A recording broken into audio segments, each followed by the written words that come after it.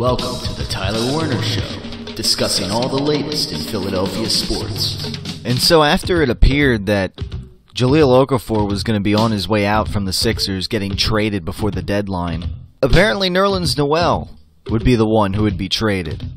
As he gets sent to the Dallas Mavericks, the Sixers get a top 18 protected selection in the 2017 draft, guard Justin Anderson and center Andrew Bogut. Meanwhile, Ben Simmons is not going to play this season as he was scheduled for a CT scan, and it appeared that his foot has not completely healed. And so now finally Brian Colangelo and the Sixers are disclosing this and determining that it's best that Ben Simmons doesn't play this season. Thank you. Now you inform us. And now, here's Tyler Werner. Yes, ladies and gentlemen, welcome to the show, the Tyler Werner Show. On this spring, late spring, Friday here, as this weather, I'll tell you what, here in the Delaware Valley, or eastern Lancaster County for me, but nevertheless, I mean, here we are coming down the stretch here in the month of February as the NBA trade deadline just hit, and of course, it started off with the Sixers dealing away. Obviously, Nerlens Noel being... Again, last week we were here talking about how Jahlil Okafor was basically sat for 2 games by the team. Don't even bother showing up, Jahlil, because you're getting traded. And of course, that didn't happen. So with that saga last week, set the stage instead for Nerlens Noel being dealt away. Now, I guess that doesn't mean at some point down the road Jahlil Okafor may not get traded, but the fact that the restricted free agent that Nerlens Noel was getting traded away here, it just kind of came as a bit shocking in that it looked almost certain that Jahlil Okafor was going to be shipped away here. And that didn't happen. But again, Nerlens Noel, Joel Embiid, Ben Simmons, they're the core here. And to some extent you can throw Dario Saric in there because let's say he's here to stay too. And I'm not saying he's going to be one of the main faces here, but he's held his... in Joel Embiid's absence, he's been, Saric getting advanced playing time. He's definitely on board. And once upon a time, not too long ago, he said, upon being asked, he said, trust the friendship is maybe something better than trusting the process, as far as the phrase is concerned. So, what that means, as far as trusting the process, it appears the process is kind of continuing here a little bit. Trust the process. As Nerlens Noel is traded away, again, it was bound to happen at some point. And also, Ilyasova Silva was also traded away as well, for basically a guy that right now is hurt, but we'll get into it. Thiago Splitter for the Ilyasova trade. We'll get into it. But and of course Ben Simmons now is not going to play this season. Again, it's like last week, the last couple of weeks, we almost said all right, well, Ben Simmons was supposed to be playing for this Sixers team originally in January. So we thought. And then the end of January came, and February came, and still nothing. And now, mid-February, now here we are, late February, still not. So, Ben Simmons had his CT scan, and it determined that the foot is not completely healed for Ben Simmons, and he's not going to play at all this season. Thank you. Oh, now here at the end of the month of February, now you get, after we were discussing on the Tyler Werner show last week, and after we were all kind of, as far as Sixer fans are concerned, up in arms about, why are we not hearing anything about Ben Simmons' status? So, he won't be playing this year. Another Sixer rookie who's not playing in his first year. Look, that's all fine and dandy. I'm not gonna totally complain about that. Next year he'll play, and you'll have Joel Embiid out there. You'll have the majority of the core out there, basically. Because the Sixers, they're going, see if they draft this, see if they add somebody in free agency. And, to be fair, trading Nerlens Noel away, that if they kept Nerlens Noel around,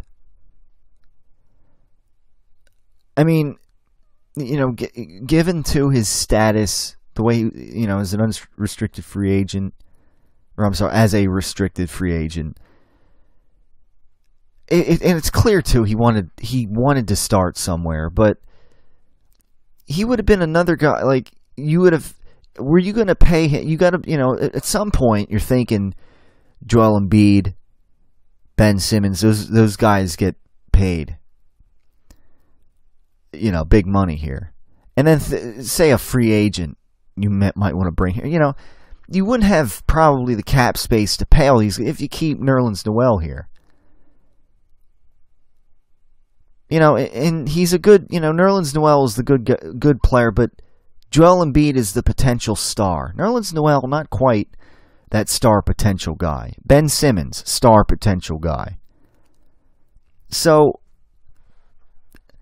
that was it was bound to happen, I guess, for obviously Jahlil Okafor or Nerlens Noel to be traded, and that angle of it is good. Now, as far as what the Sixers got in return, you can say, I guess it's a bit underwhelming. And what I don't like too is that Colangelo, the Sixers, they kind of played it up to be like, oh, well, they're getting a first-round pick by trading Nerlens Noel. Not necessarily. So, okay, he gets traded to the Dallas Mavericks. And of course, in return, Andrew Bogut, okay. And on top of that, of course, they got Thiago Splitter in the Ilyasova trade. But, and then the first round pick is a 1-18 protected pick, or whatever, for the Dallas Mavericks. Basically, it would convert, if they don't get the pick, which there's like no way that they get this pick from the Mavericks, it'll convert to 2 second-round picks from the Mavericks. One in 2017 this year and one in 2018. All right? So, it's kind of a big whoop. Here's the deal. The 1-18 protection. It's like virtually impossible for Dallas to lose this. Okay? The Mavericks entered the All-Star break with a 22-34 record. Just one game ahead of the Sixers in a full NBA, in the full NBA standings. 7th worst record in the league. So, in order to match the winning percentage of the 12th best, which is currently held by the Atlanta Hawks, the Dallas Mavericks would essentially need to finish with at least 47 wins, and that would require the Mavericks to finish their final 26 games with a 25-1 record, okay? They have to finish 25-1, essentially, for them to lose this pick. It's not going to be a first. It's silly. And what's kind of sad about it is the Sixers press release worded it as such. Philadelphia 76ers acquire first round pick Justin Anderson and Andrew Bogut from Dallas. Their website and Twitter account have this press release in full.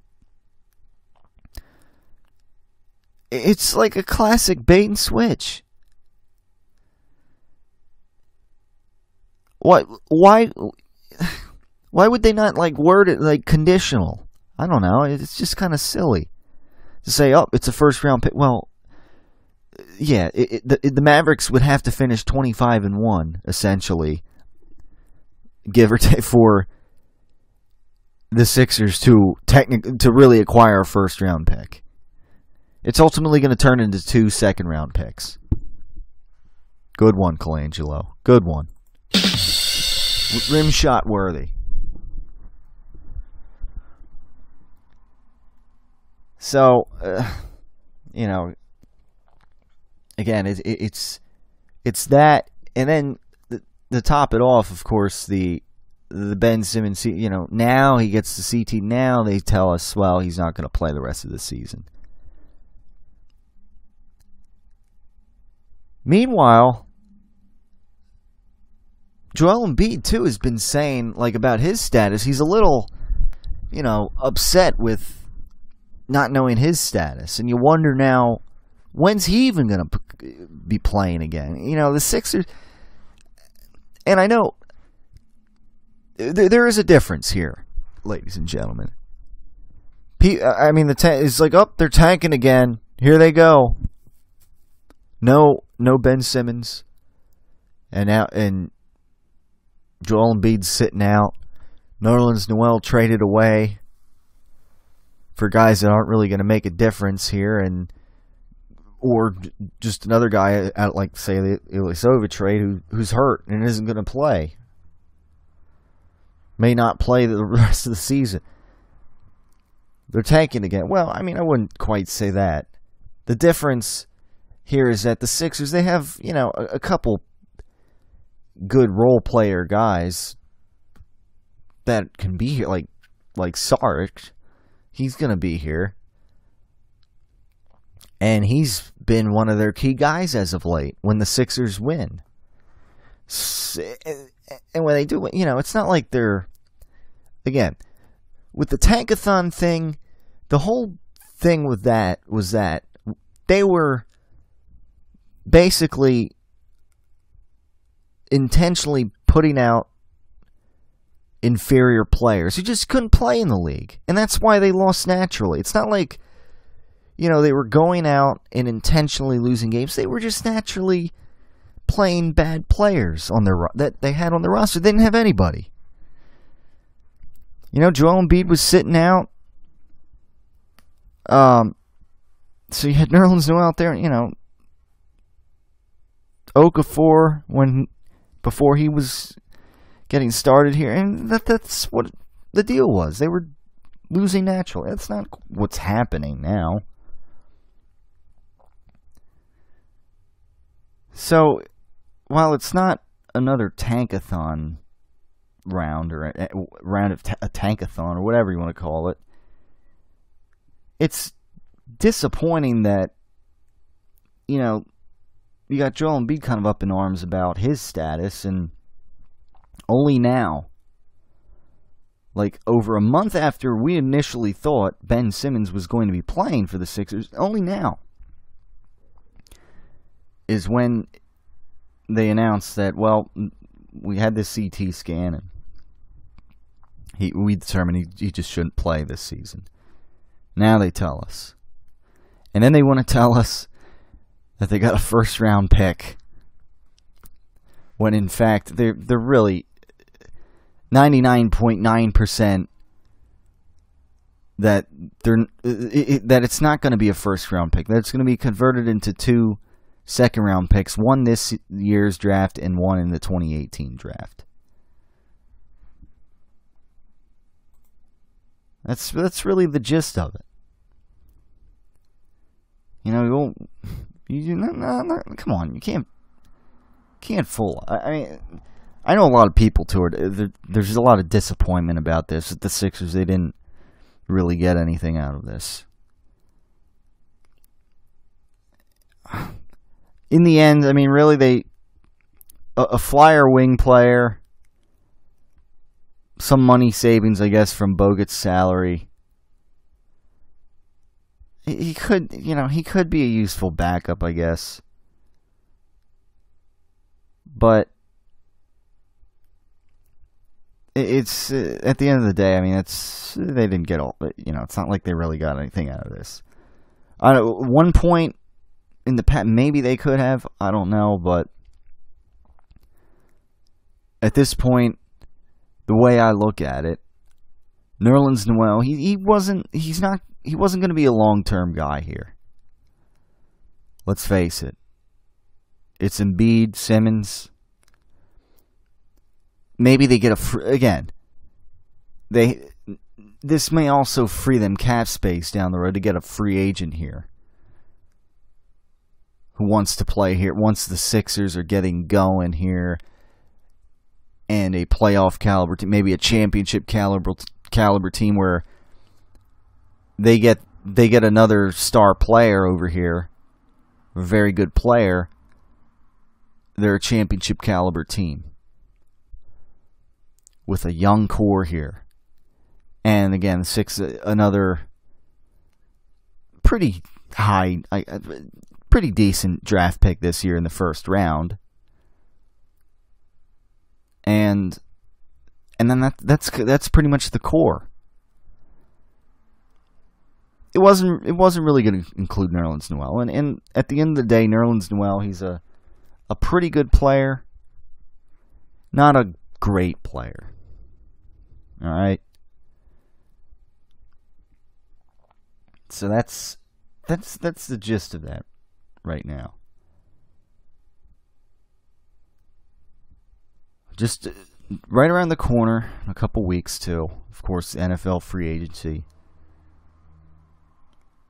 That's, we're kind of waiting for that, at least in the football world. There's not too much going on right now. And this Saturday night, it's, I guess, the sort of Winter Classic with the Flyers and the Penguins, of course. There's been a bit of a concern because with the weather being the way it is this weekend, I mean, Friday it was like 73 degrees and sunny out here. I was out biking today, and yesterday, I mean, it was just warm, late spring-like weather. I mean, it's crazy. And then tonight, I mean, the low is like upper 50s. I mean, that's like, that's like almost a summer night right there.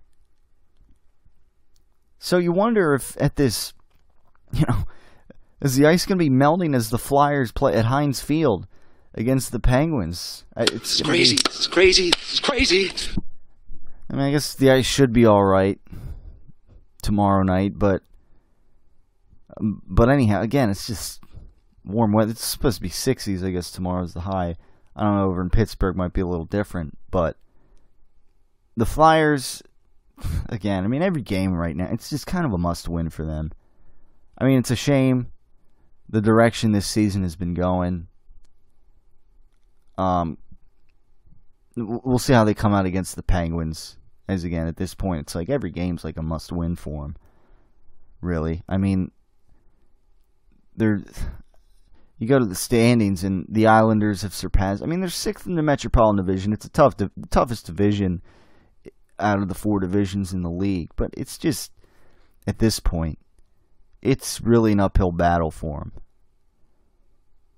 And for the most part, I mean, teams, they only seem to have like 22, 23 games left, and it's really an uphill battle for the Flyers at this point. And it's kind of a disappointing season, to say the least. So, I'm not expecting much out of the Flyers the rest of the season. I don't know if they have another late season surge like they did last year, but nevertheless, they got this game against the Penguins, and hopefully they can come out on top over at Heinz Field on Saturday night. So, with that in mind, we'll come back on the other side. We'll talk more about these Sixers trades. As that's the right now, that's kind of the Sixers ruling the day again. As no football and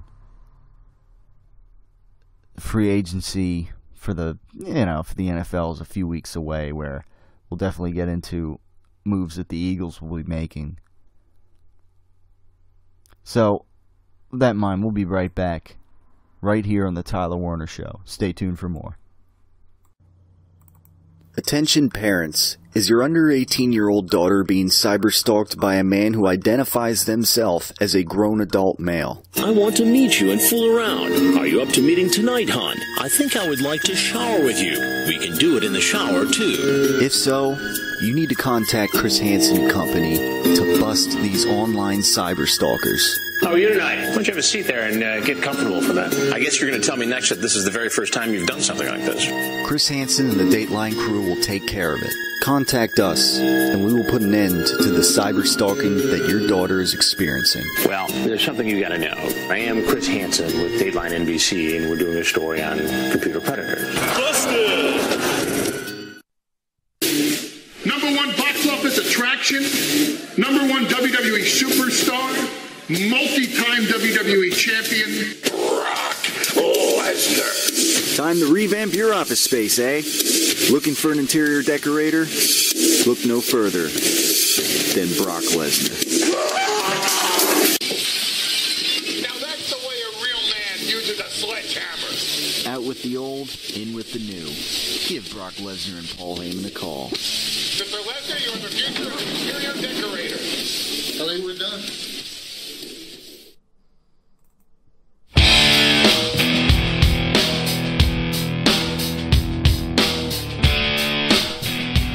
And we're back on this edition of the Tyler Werner Show, post-NBA trade deadline edition, I guess if you want to call it that.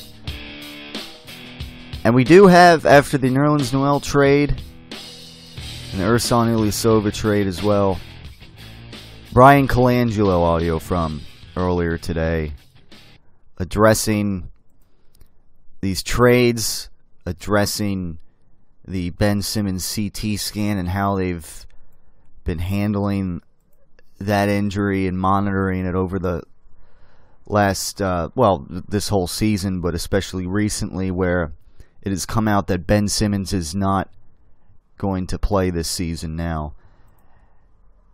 And the press conference was pretty long. I don't know, I heard a little of it, and I don't know, my impression is that Colangelo has a lot to say, but at the end of the day, it just doesn't really say a whole lot anyhow.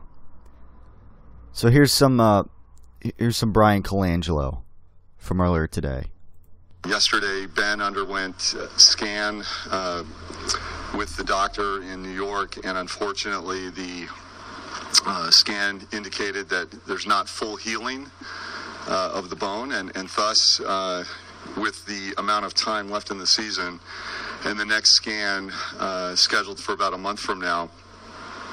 The plan, as stated today, is that he will sit out the rest of the year. There's just not enough time post that next scan to get moving and progress enough with a loading pattern and progression that would put him in game ready condition. So unfortunately, Ben's going to sit out. That's the bad news. The good news is Ben Simmons will one day next year put on a uniform. We're going to try to get him ready as early as this summer. We're going to talk about putting him in a summer league situation where he can get some game experience, maybe play with some of the new draft picks and some of our young players, and get him ready for basketball next season.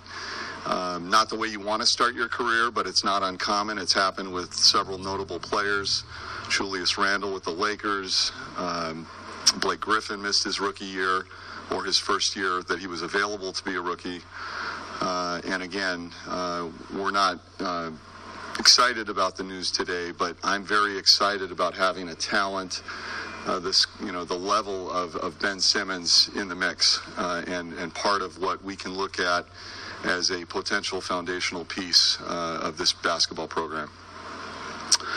Joel Embiid is still recovering and rehabilitating his knee injury, which is a bone bruise, and all signs indicate that he's progressing well. We are in the process of establishing, again, a progression back to play. There's been some confusion about when that would be. A couple days ago, he was going to be, doubtful for the 2 weekend games, but upon some consultation with doctors 2 days ago, that plan changed to include the week-long schedule. So he's going to miss the next 4 at a minimum, and then we'll see where things are. The problem, we had all planned on Joel coming back right after the All-Star. We thought that there would be ample time for his training and progression, but I think that with the timing of everything that occurred in terms of All-Star weekend, his training was light, but not heavy practice or heavy game situations. The doctors felt it was more prudent, having only a couple of practice sessions to work with, that we wait a few more games. Still not thought to be anything serious.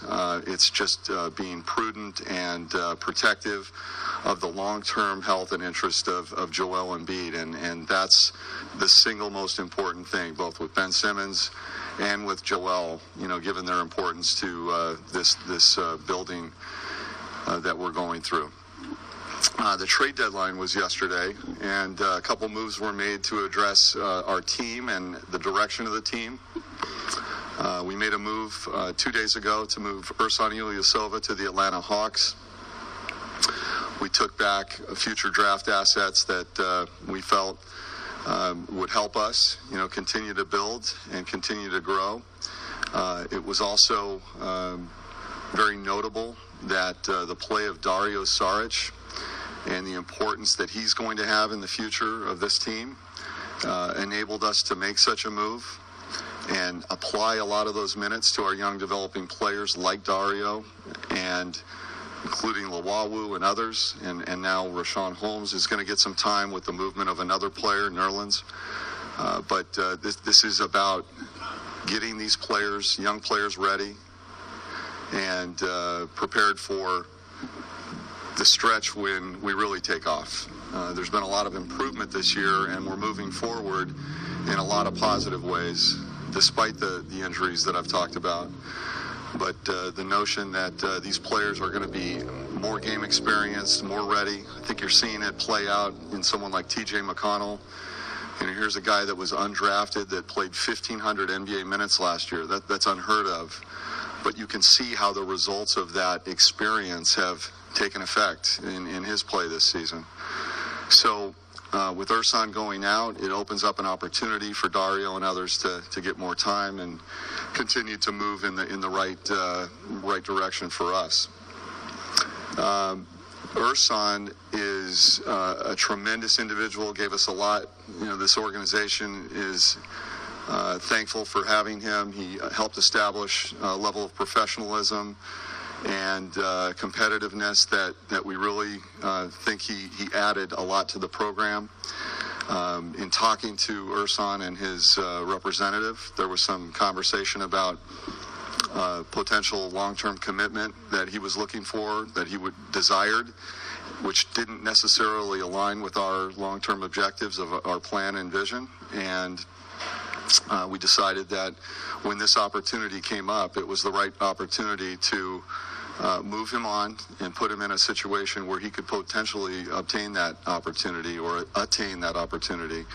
And in going to Atlanta, we're confident that he is going to a program that will benefit him. Coach being friendly with Bud, running similar type systems, similar type offense, and having similar philosophies about coaching. I think it's a natural fit for him. He's going to go play playoff basketball, and we're happy he's getting that opportunity. With respect to the next trade, which was done yesterday, we moved Nerlens Noel to the Dallas Mavericks for Justin Anderson and draft considerations. Justin Anderson is a young wing that we think is going to add something to this team in the way of a defensive-minded approach, toughness, talent, athleticism. We like to describe him as, someone who's got some of that edge that we talk about all that time. I think Philly fans are going to love Justin's approach to the game. I think that the coaches here have talked about what he's capable of doing, and they're excited to bring that kind of a wing in. But in the meantime, bringing Justin into the situation, again, another chance to bring in a young player, a wing that's going to, potentially add something to this team. We're excited. He's a former first-round draft pick out of Virginia. You've all seen his bio, but he adds something to the mix that we're excited to have. The draft considerations, a heavily protected first-round pick, which is obviously very likely to be 2 seconds, is something that, again, adds to the kitty, so to speak. We've got a number of draft assets and future considerations that are going to benefit this organization as we go through this building process, whether used in trades, as trade assets, or to acquire players, going forward. And we think that the use of second-round picks has become even more important with the new two-way contracts of the CBA. And the value of those picks, obviously, in some cases are known, in some cases are unknown, given that some are, in the Dallas situation, it's a 17 and a 2020 that are both unprotected. But in terms of the first, not dissimilar to what happened with the OKC pick that's due to us. You never know what happens in this league. You never know how a draft is going to turn out. Protection can sometimes be important. And the fact that it is heavily protected, we're realists when we talk about the true value, the way we're looking at the value of the picks as 2 seconds. So Nerlens was obviously a part of something here over the last several years that has become a tough slog through a lot of losing and unfortunately a lot of things that brought people to a point where it was all about building forward and moving forward, and that's where we are today. Nerlens is a player that contributed a lot to the organization in a lot of ways. He was a respected teammate, and we think that in Dallas, he's got an opportunity to achieve really what he would like to achieve, which is a starting role and a commensurate contract that will work well for him. And I think that, given the circumstances with restricted free agency on the horizon and our commitment to a young player named Joel Embiid and a few others, including some, contract planning that needs to go into our roster building plan, it didn't make sense to go forward and go through that process with restricted free agency. So we moved on it. We think it's the right move for the organization at this time, and we will be very happy to welcome Justin Anderson and any future players that are a result of this. All right, so there was some of Brian Colangelo, at least the introductory part of his press conference from earlier today. And like I said earlier on, in the press release initially from the Sixers, it was worded as the Sixers acquire a first-round pick.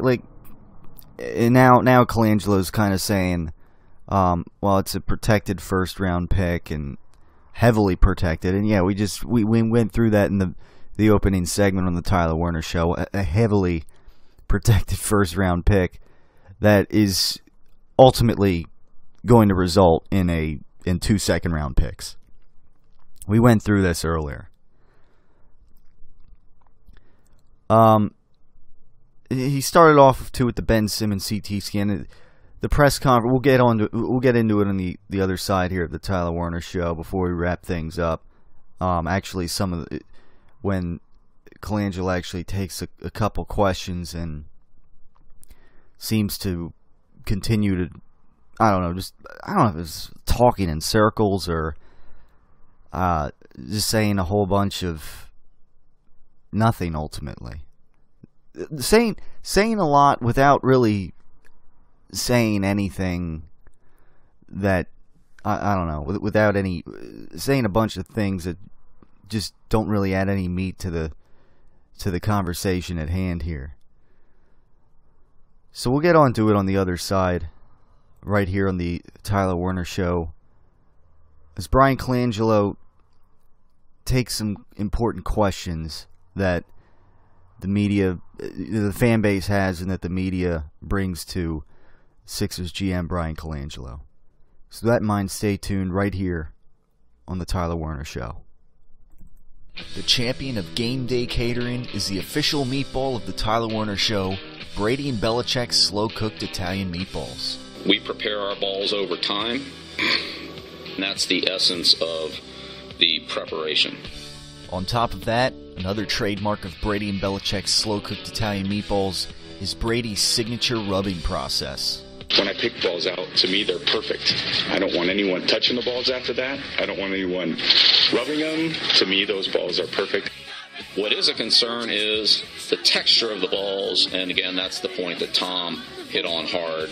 The champion of all game day catering dishes is Brady and Belichick's slow-cooked Italian meatballs, the official meatball of the Tyler Werner Show.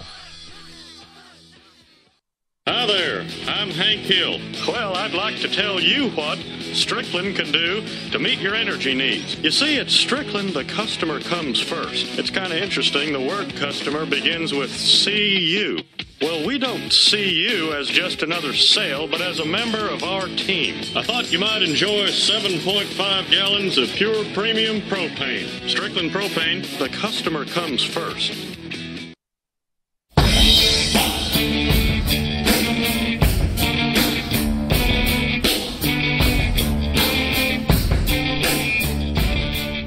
And so we return on the Tyler Werner Show, post-NBA trade deadline edition, following the All-Star game and competition this past weekend. Of course, for what it's worth, tonight, NHL action, the Philadelphia Flyers take on the Pittsburgh Penguins at none other than Heinz Field in an outdoor game, an outdoor affair, which... Again, I sit here right now. Actually, let me pull my phone out here. At least over here in northeastern Lancaster County, I checked earlier. It was like 68 degrees here. I'm curious. I mean, it can't be that much cooler at all. Yeah, 70 degrees. And I guess there's chance of thunderstorm a little later this afternoon as we do the Tyler Werner. Well, yeah, there's a chance of late Saturday afternoon thunderstorms. I don't know about when, over there in Pittsburgh, lightning, thunder alone won't do anything to get. But if lightning occurs, then I guess they're in for a suspension of the game or delay or whatever you want to call it. But yeah, 70 degrees this weekend. I mean, it's just unheard of. It really is. So we'll see what the Flyers can do, provided there's no lightning or let alone that the ice melts, for crying out loud, by the way things are looking as they're playing the game. It might, for all it's worth, I mean, it could just turn into a pool there. But anyhow, NBA action and trade action for the 76ers right now is really where we're at in Philadelphia sports, as it's been a roller coaster ride the last couple of weeks, with Jahlil Okafor, of course, originally being the guy that was going to get traded. By all accounts, it was almost certain. I mean, the Sixers sat him out for 2 games. It was so certain that he was going to get traded. Ultimately, that's not the way things panned out. And from the early Friday morning, the earlier part of the day, Friday, press conference, after these moves were made by the 76ers, here's more Brian Colangelo taking some questions in regards to the moves that were made in the press conference. Let's hear more of what Brian Colangelo had to say. Questions? Brian, yep. I think one of your terms was adding to the kitty, is what you said as far as what you got back. I think the fan base is maybe a little disappointed, thinking there could have been more gotten back and not just adding to the kitty. You had mentioned before that you didn't want to just trade to trade. Did the market kind of disappoint you a little bit of what you did get in return? And secondly, was there a time maybe during the draft last year that you could have gotten more back and it just didn't play out the way you saw? Yeah, very good question. The market dictates what's there, and interestingly, given our situation with multiple talented bigs, I think it's pretty safe to say that people view us as a place to come if they're looking for a big. Several bigs were out there and available and on the market. The trade went down early. Nurkic going to Portland. There was some conversation, obviously, with Jahlil early, some advanced discussions, even to the point where we took him out of a game situation, just because, there was so much at stake, given the terms of a proposed transaction. The situation with Nerlens, him being a restricted free agent, certainly affected how people approached that type of a player. And it was more or less, the case with every conversation that I had, that concern about what that contract might look like in the future was certainly a factor in people's apprehension to move forward. I've often said I wouldn't make a bad deal, but yesterday I made the best deal that was available to us, and it was the right deal for this organization. It's, a scenario where, going back to the other side of that question, which was, was there something that we looked at or were discussing closer to the draft? When I got here, Joel Embiid had not played an NBA game. Jahlil Okafor was coming off of a surgery. And if I was looking at the roster and looking at the board, we were plugging in Nerlens Noel as our starting center at that point. There was no other way around it because of the unknowns related to both Joel and Jahlil. Of course, there was Rashawn in the shadows as an emerging backup, but really no confidence at that point that he was ready to assume that role. So I would tell you that there was things thought of, there was, things considered, but it was always considered undoable at that time given the unknowns. So as we went forward and saw, the advancement and progression of Joel, got closer to the season, and just reminding you also that, at that point when I was brought in, he was already basically an RFA, restricted free agent, because 2 games left in the season, once that season ended, he was going to have status. There was 2 options at that point: either negotiate an extension, which we didn't feel comfortable with as an organization at that particular time, and letting him play out the last year. The fact that things have changed, that Joel has emerged as a transformational type of player, it certainly made the decision to possibly move Nerlens much easier. So as the season progressed, and there was early on, Nerlens did not play because of the surgery that he had. That was really going to be the opportunity for him to play and show himself, and that didn't happen, so that was unfortunate. Then all of a sudden Joel is emerging, getting off his minutes restriction, or coming to a point where he was playing almost a full game. Jalil got healthy and was available and ready. Then the confusion started again when there wasn't a clear path for him to play when he came back healthy.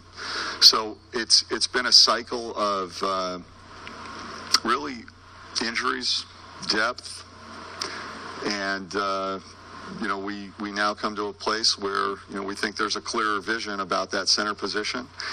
And when you talk about that center position, allocating so much money to the one spot with 2 players involved, it just doesn't pencil out with respect to roster management and roster building. So I think that the deal that was made yesterday was the best deal that was available. And although we could have played the match and trade scenario had he gotten an offer this summer, there are some restrictions and risk there that I think at the end of the day, we felt there is better use for our planning of roster building in terms of the cap space and flexibility that we have now secured by not signing him to an extension, or signing him to a contract or matching an offer sheet this summer. Yep. Why is the injury to Ben Simmons? What have the doctors told you that it's taken so long? Yeah. And because there has, in the last month, been a trust factor, did you, on the organization's part, did you guys know that this was a probable direction? And if so, why not just let people know? I have always known that there was a desire to get him back on the court when healthy. We've always anticipated that there would be an opportunity for him to play, hopefully this season.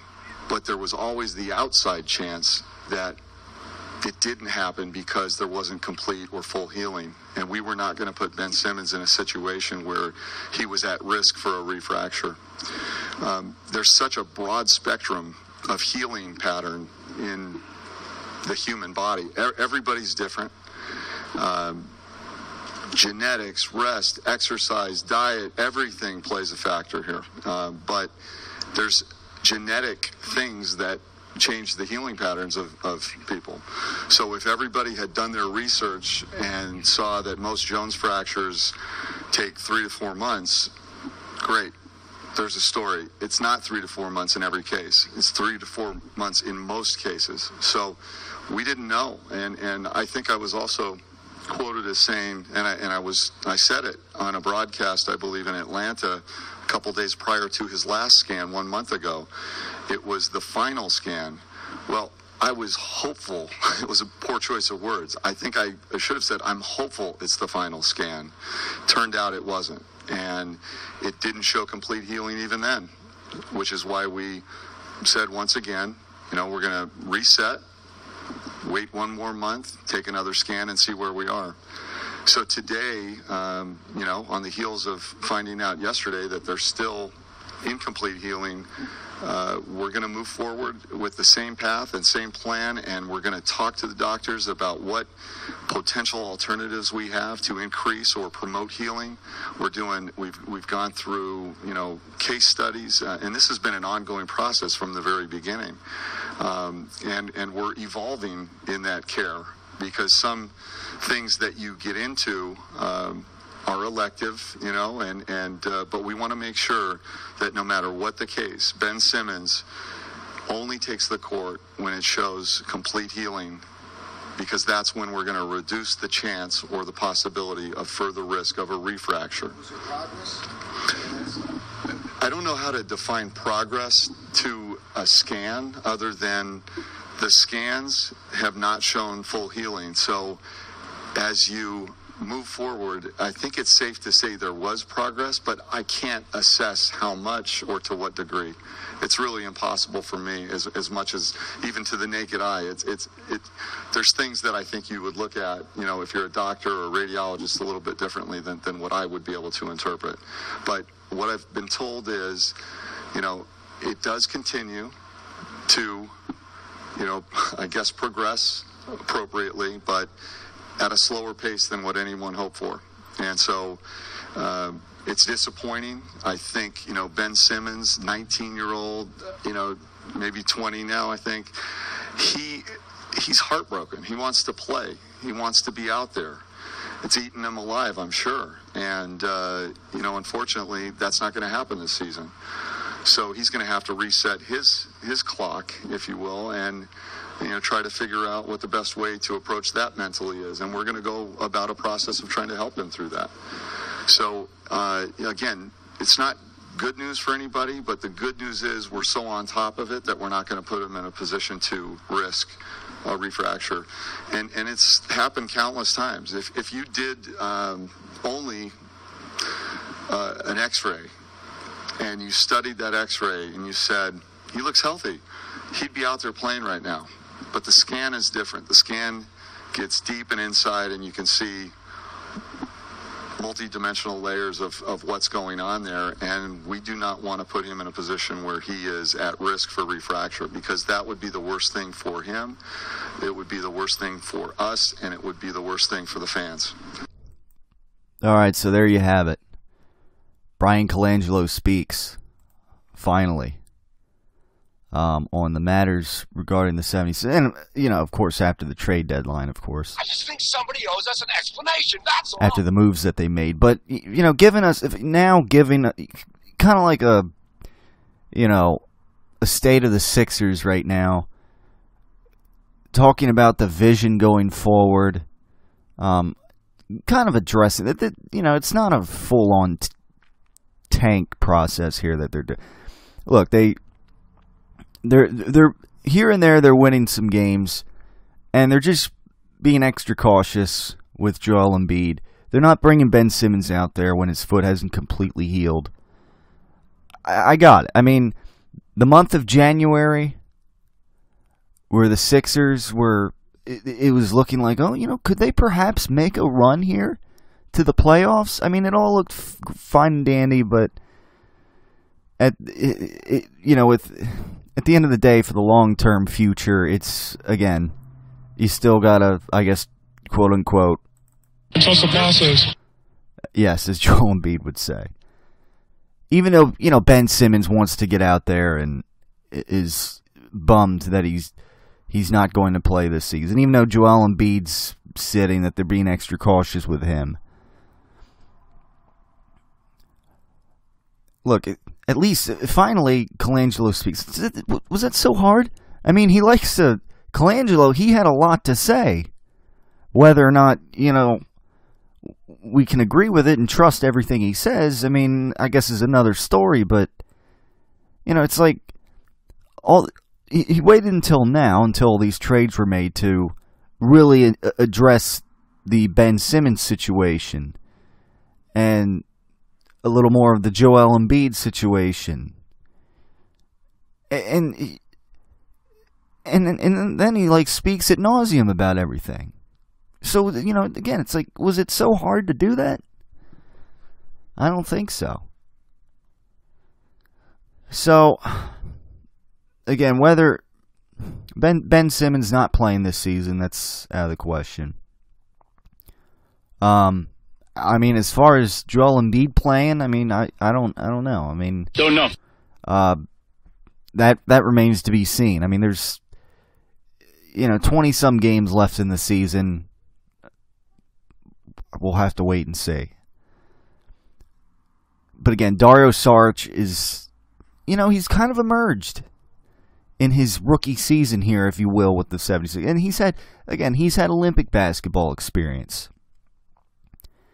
And here on the Sixers, it doesn't seem like he's had like that rookie wall or anything. And the trade of Ilyasova to kind of give Saric more playing time, I mean, it is what it is. Saric is going to be here for the long haul. Embiid, here for the long haul. And Ben Simmons. Noel, just didn't really fit in that long-term picture. Jahlil Okafor, it remains to be seen what they do with him. Whether or not they could have gotten more for Nerlens Noel at an earlier point, I don't know. But it was clear and evident he wanted to start somewhere and not play limited minutes every night to Joel Embiid, or most nights, provided that Embiid, not play every game, but you know what I mean. And Nerlens Noel, he can go start for Dallas or whatever. He could start somewhere else. But here, again, where you got big stockpiled and where Joel Embiid is the number one guy there, Noel, you're not going to want to pay him so much to sit behind Joel Embiid for the most part. Nerlens Noel doesn't want to do that. And so, I mean, I guess at the very least, they got a second-round pick this year and a second-round pick next year. Anderson, Bogut, okay. I think maybe they could have gotten more. Fans wish that they could have got more out of Noel. I mean, I guess if anything, it's better that they got then at the end of say this season he walks and then the Sixers don't get anything out of him. I don't know. Sometimes value changes in the NBA. And I think the fact that the Sixers also had this overabundance of big men, in some regards, it may have made it harder for knowing that the Sixers have, a big or two to get rid of and trade away. So that's really, I guess, what it comes down to. So now we roll on here, the home stretch of the NBA season. That is not going to feature Ben Simmons. It may or may not feature Joel Embiid. Guess it remains to be seen when we see him again. Maybe soon. I don't know, but they got to finish out the season. And the Flyers, same thing. We're coming down the stretch for the Flyers season, and the way I see it, it would be a miracle for them to pull off a late season surge that perhaps gets them in the playoffs this season like last year. I think right now it's a little bit more of an uphill battle than it was last year, especially given the state of their division and how tough it is. And finally, we got, Phillies baseball season, I guess, looms, but NFL free agency and what do the Eagles do? How do they address their positions of need? Who do they cut? Who do they sign? We'll discuss it right here in the Tyler Werner Show as those things approach in the sports world. Thank you for tuning in, everybody. And stay tuned for next time on The Tyler Werner Show.